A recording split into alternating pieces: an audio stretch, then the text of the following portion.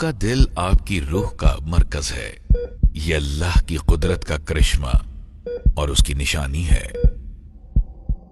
ये जो आपके जिस्म में मुसलसल धड़कता है, आपको एहसास तक नहीं होता कि ये कितनी बड़ी नेमत है।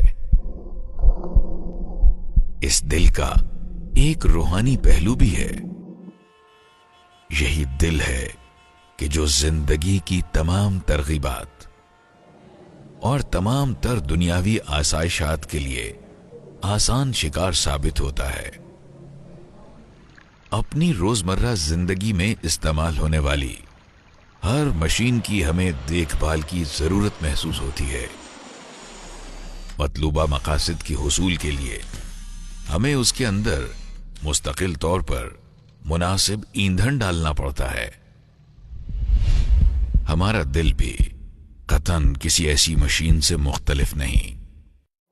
हदीसे मुबारका में है, जिस्म में गोश्त का एक टुकड़ा ऐसा है कि अगर ये ठीक हो जाए तो सारा जिस्म ठीक हो जाता है, और अगर ये टुकड़ा खराब हो जाए तो सारा जिस्म ही खराब हो जाता है। आगाह रहिए कि गोश्त का वो टुकड़ा दिल है।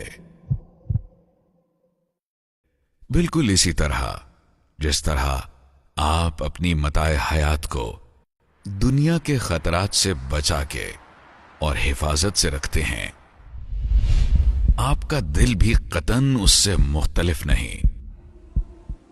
बेजरूर आपको अपना दिल भी कमजोर करने वाली बीमारियों से बचाने की जरूरत है।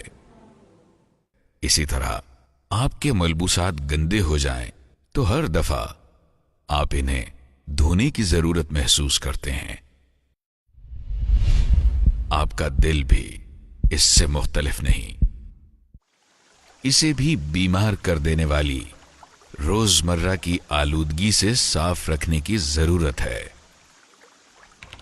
जैसा कि आप अपने कंप्यूटर को जमाने के मुताबिक अपडेट रखने के लिए जदीद तरीन सॉफ्टवेयर इंस्टॉल करके कंप्यूटर को नए सिरे से चालू करते हैं,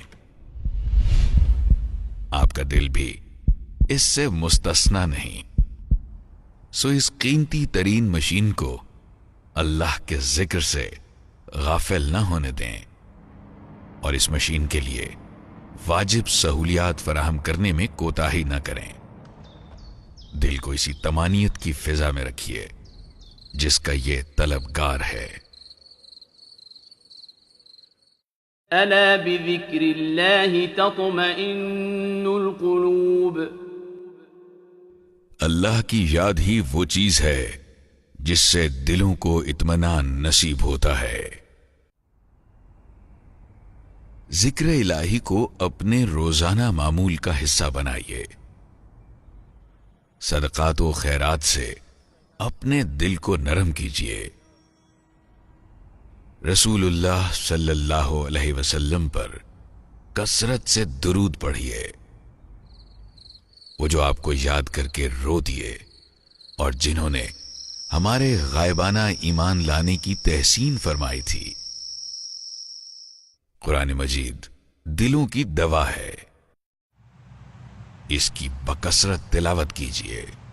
इसकी तालीमात को अपनी जिंदगी पर नाफिज कीजिए और आगाह रहिए, मौत एक नाकाबिले तरदीद हकीकत है। अपनी अनमिट तकदीर पर ईमान रखिए और उसी राह पर चलिए जैसा आपको अपना अंजाम मतलूब है।